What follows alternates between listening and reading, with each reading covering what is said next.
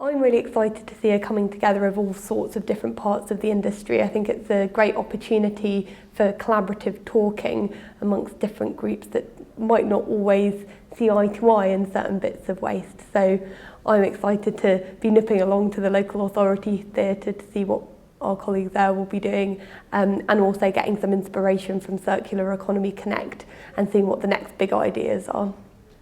We've always been told if there isn't a market for it, don't collect it. And we're struggling with the markets at the moment.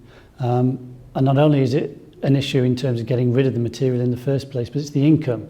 So again, as the budgets for local authorities decrease, you want to maximise and make the most of income as much as possible. So if the prices are going down, that's going to hit you.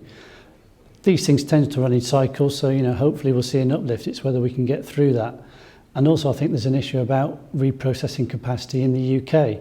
So the public like things to be recycled in the UK. They don't like it going abroad, even though that's still sustainable and environmental benefits. So the less reprocessing capacity we have in the UK, will that start to turn the public off recycling? So again, I can't believe it won't be an issue that's discussed and debated at RWM, but both in the theatres and around the exhibition stands.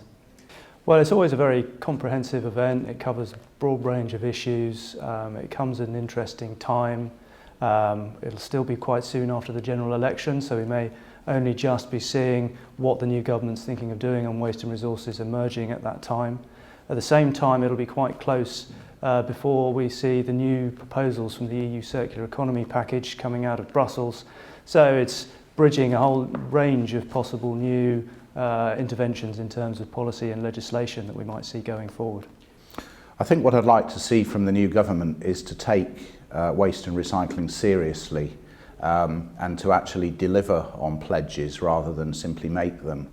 I think we've fallen by the wayside with quite a lot of things in recent years, and I very much hope that whoever is in post after the election actually delivers a suitable policy for waste management in the UK. For me, the circular economy is not just about recycling, it's about cascades of materials and trying to get more reuse out of items through the different areas of the supply chain. So that's initially reuse of products.